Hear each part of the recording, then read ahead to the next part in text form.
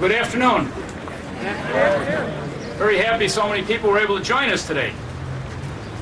If I may, before I begin, though, I'd like to introduce with introductions of a few special guests. I'd like to start with our village board, Trustee Carol Ruzick, Trustee Pat Guerra, Trustee Kathy Fenton, Trustee Mike Carroll, and Trustee Dan Calandrello.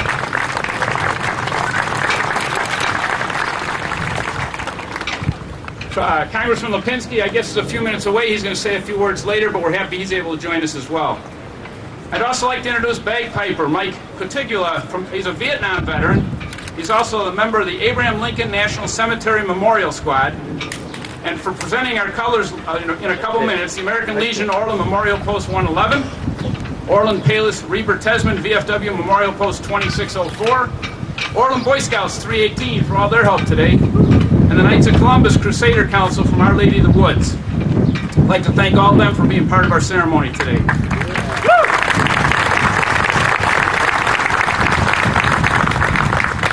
If we could all the veterans and active service people that are with us today stand and be recognized?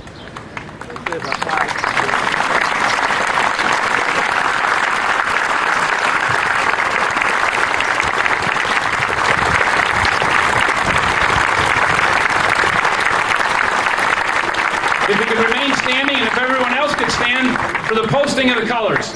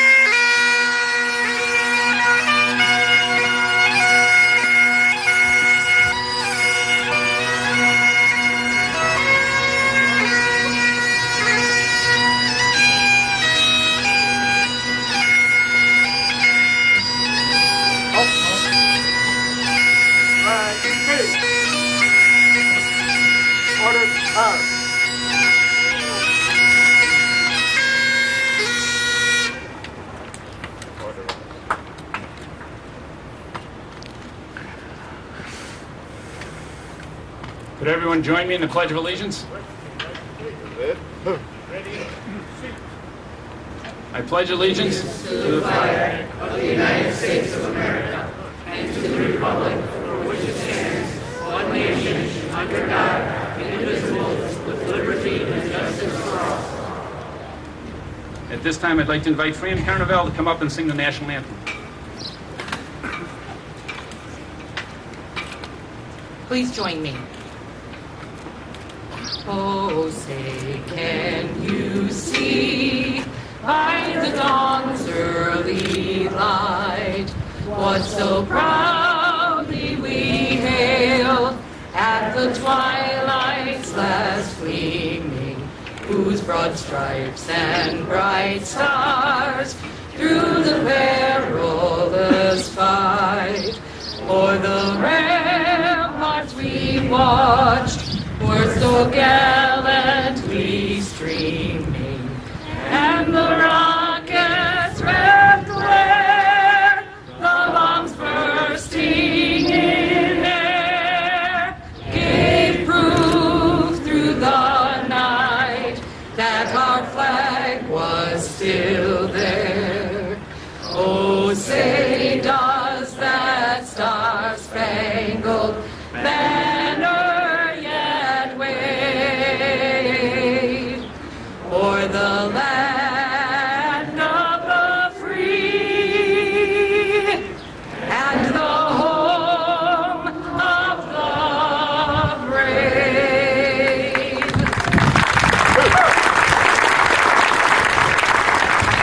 seated.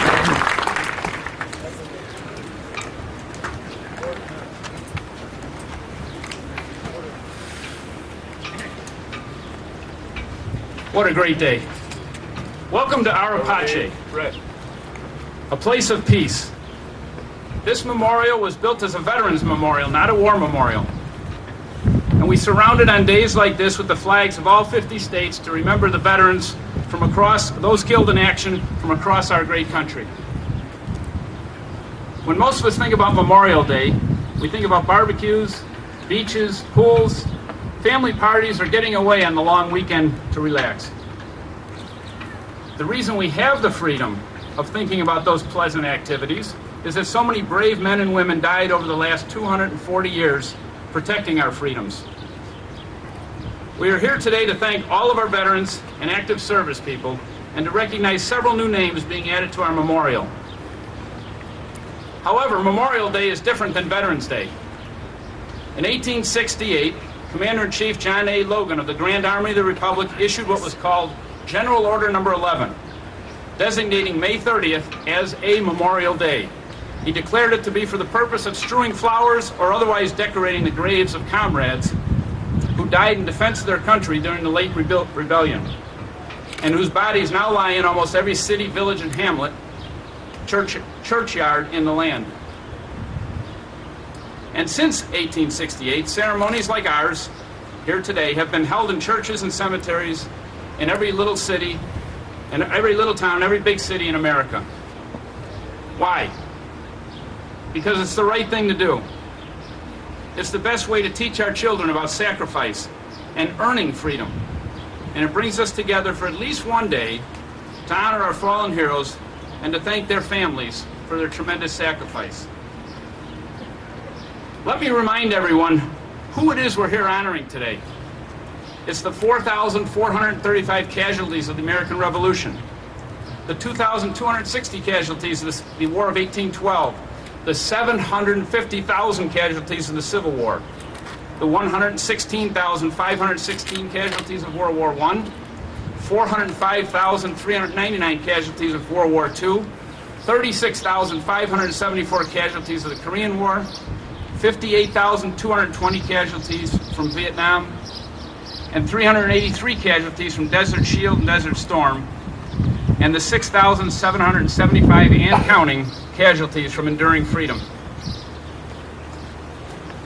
Now, while Decoration Day was the recognized beginning of honoring our dead, I would argue that the first great Memorial Day speech was actually in 1863, when Abraham Lincoln memorialized the dead after the Great Battle of Gettysburg. His address was only 256 words, and he delivered it so quickly that photographers never had a chance to set up and take a picture of him delivering the speech. And yet the few words he used to honor the dead at Gettysburg, some say, had more impact than the battle itself. If you Google Memorial Day speeches, you will find countless speeches that when delivered must go on and on for a very long time. But with President Lincoln's example, I believe less can often have a bigger impact than more. So I'd like to conclude my remarks with two short poems written 100 years apart. In 1899, Rudyard Kipling wrote, "All we have is freedom, all we use or know. This our fathers bought us long and long ago." And finally, this poem that's been read here by Father Leo Lyons for 16 years and credited to Army veteran Charles Province. It is the soldier, not the reporter, who has given us freedom of the press. It is the soldier, not the poet, that has given us freedom of speech. It is the soldier, not the campus organizer, who has given us the freedom to demonstrate. It is the soldier who salutes the flag and whose coffin is draped by the flag, who allows the protester to burn the flag. I'd like to thank all of you for coming out today and being part of our ceremony, and God bless America.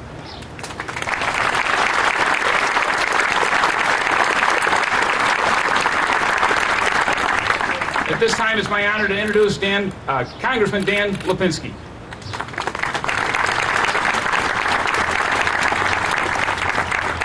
Good afternoon. This is the fifth of 6 events that I'm doing today to, as the mayor said, to remember all those who gave their lives for us, for our freedom. There are other members of Congress who I talk to and ask them what they do on Memorial Day, and some of them say, well, I have one thing to do, one parade or maybe 2 events. Others who don't do anything say there's nothing really going on in my district. I'm very proud that there are so many people here in the 3rd District in Illinois, all of you who remember what Memorial Day is all about and know that it's important to come out and remember those who have died for us. So I want to thank the mayor, the village of Orland Park, the Orland Park Veterans Commission, the VFW, the American Legion, and all of you for being here today and remembering. It's very important that we don't forget what it costs for us to be free. It costs the lives of hundreds of thousands, millions of men and women. It's also all the sacrifices that all of our veterans have made, and I thank all of our veterans here today for the sacrifices you have made for us. So everyone, not just those who are written about in our history books, are important. It's every single man and woman who has served our country. Your stories are important. I'm just starting a program, you'll be hearing more about in the upcoming weeks, of collecting the stories of veterans. The Library of Congress has the Veterans History Project, and I'm going to help to bring people together, to any veteran who wants to do a video recording just of their memories of their service to our nation. If you have photographs, if you have letters, anything that tells of your story about service to our nation. Because it's important that we all remember, especially as we are honoring those who served and those who died in Vietnam. It's very important that your stories are heard, especially because so many of our Vietnam veterans were not listened to when they first came home. So it's important that we all remember. So as you go home today, you have a barbecue, get together with family and friends. It's important to celebrate those things and our freedom, the things our freedom allows us to have, but it's also most important, it's our duty to remember those who have made that possible. So please pray for all the souls of those who have died fighting for our country, for all of our veterans, and for all those men and women out there today who are still fighting and serving us, protecting us. Please pray for their safe return. So never forget, not just on Memorial Day, but every day, all these sacrifices. Again, the veterans who are here today, I thank you very much for your service. God bless you, and God bless the United States of America.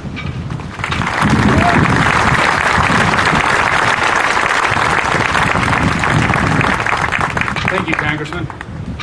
I will mention that State Senator Mike Hastings was supposed to be here today, and he got hung up in Springfield. I know they're down there working hard. Different kind of battles, I guess. At this time, I'd like to introduce Reverend Don Borden. Give us a blessing today.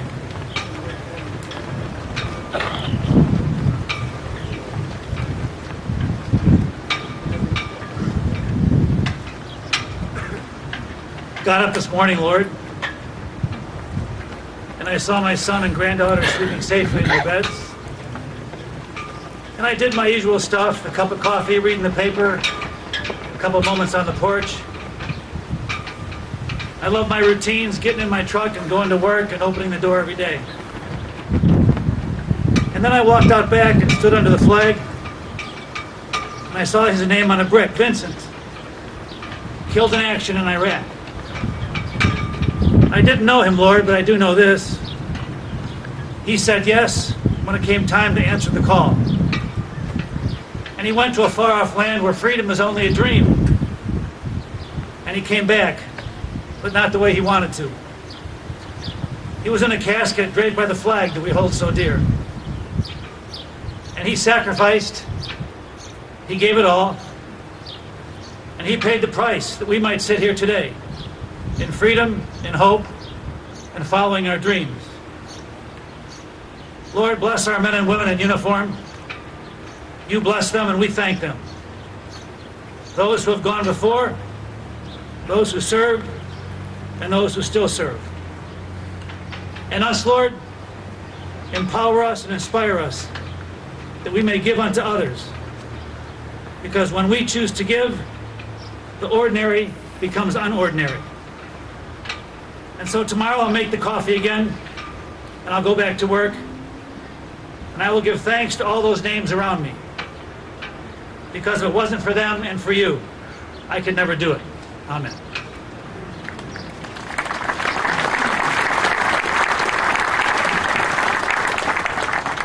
Thanks, Reverend Borling.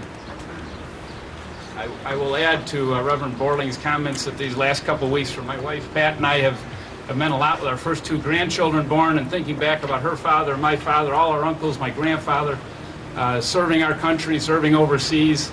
If they didn't do their job, would we be here today in this position and seeing new grandchildren born? So this means a lot to me. It always does, but the last couple of weeks have meant even more. At this time, I'm going to read the names off of the new additions to our memorial walls here, and I will say that anyone whose name is being read off today, after the ceremony, we have refreshments inside, as well as certificates for any of the families or the individuals whose names are being added to the wall, so you can get your certificates inside the Civic Center. But as I read each name, if that family, that person could stand and be recognized, we'd appreciate it. Raymond P. Reed, U.S. Army.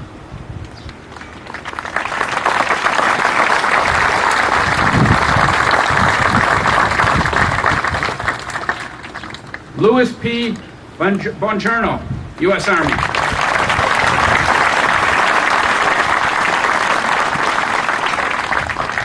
Joseph A. Bongiorno, U.S. Army.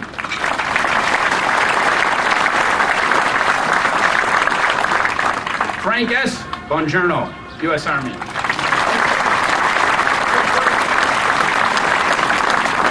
And Salvatore P. Bongiorno, U.S. Army.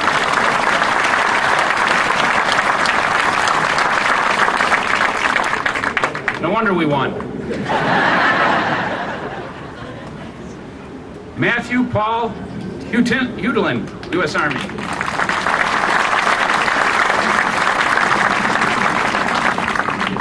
Dean A. Casper, U.S. Army.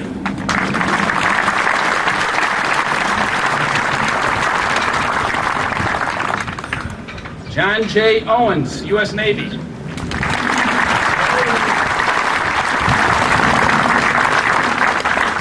Robert M. Owens II, U.S. Marines.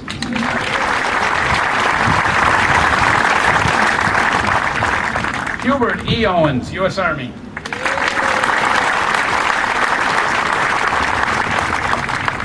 Arthur Clem Finstad, U.S. Army, Air Corps.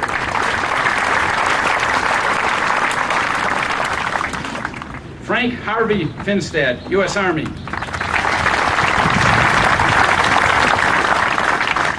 Adolph George Finstad, U.S. Army in World War I.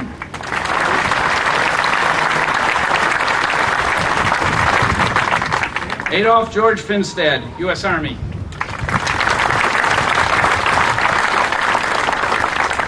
Jack L. Savage, U.S. Air Force.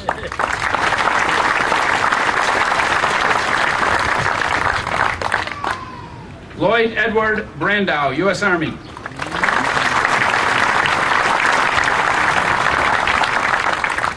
Billy Wayne Larson, U.S. Army.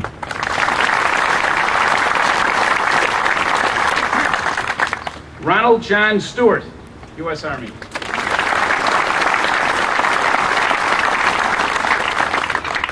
John F. Runquist, U.S. Army.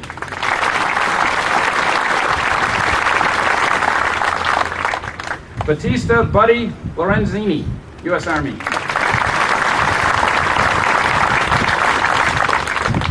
Rudolph J. Mensini, U.S. Navy.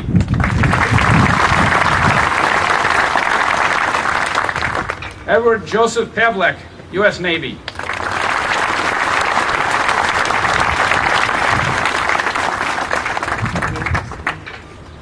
Leonard I. Fornek, U.S. Army.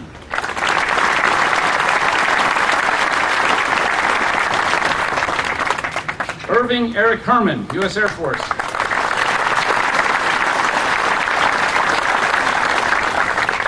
Anthony Thomas Durkatz, U.S. Marines.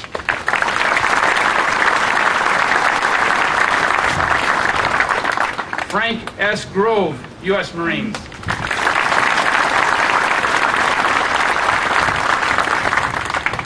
Robert A. Peska, U.S. Army.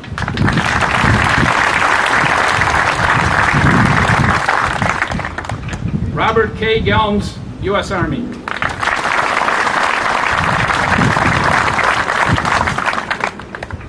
Thomas Andrew Oholink, U.S. Navy.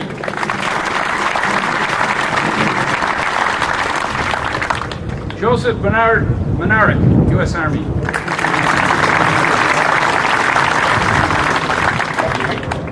That was Joseph Bernard Menarek III. Richard William Stake, Sr., U.S. Army.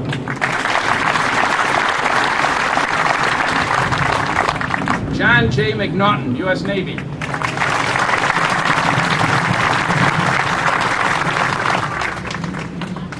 Bruno J. Gasek, U.S. Army.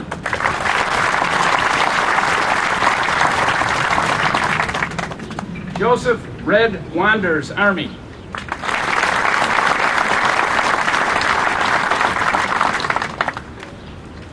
John Jack Mescal, Navy.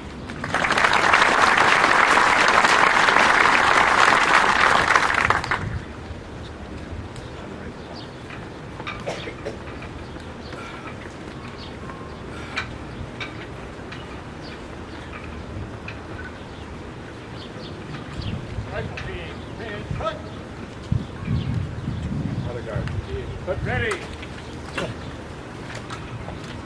Set. Fire. Fire. Fire. Fire.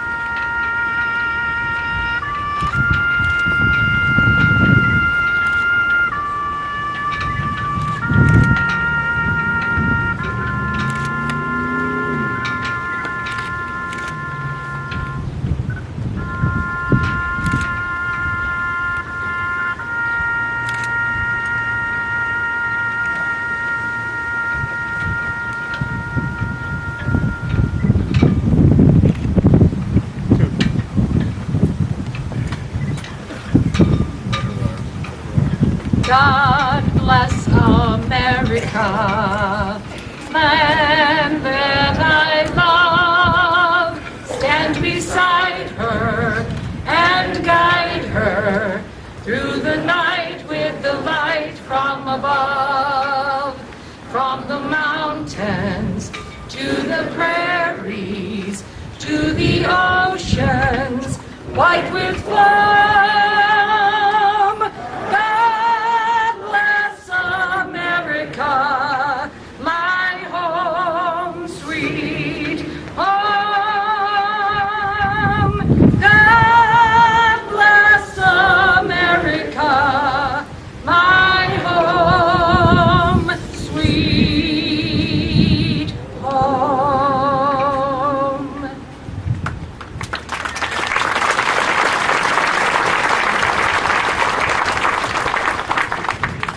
time, I'd like to ask for the colors to be retired. Port arms. Left face. Left. Call for a ride. Forward. Pop.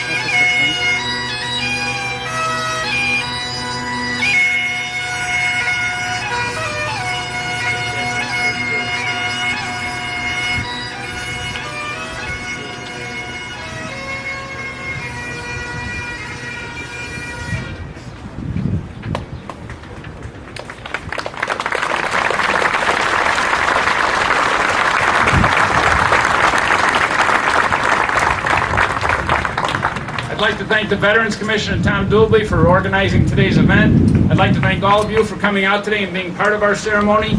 I would like to ask if you could just take a quick look at the program that was passed out. We started a Veterans Military Concert Series. The first concert was last week, turned out very nice, and the next one is June 12th at Crescent Park, which is a small park near the train station on 143rd, starting at 2 o'clock. But we're doing an awful lot of events for veterans on an annual basis anyway, but this year and next year we're doing a little special commemoration for any Vietnam veterans. So please pay attention to what we're doing because we'd love to have you there, and we really like the opportunity to publicly say thank you.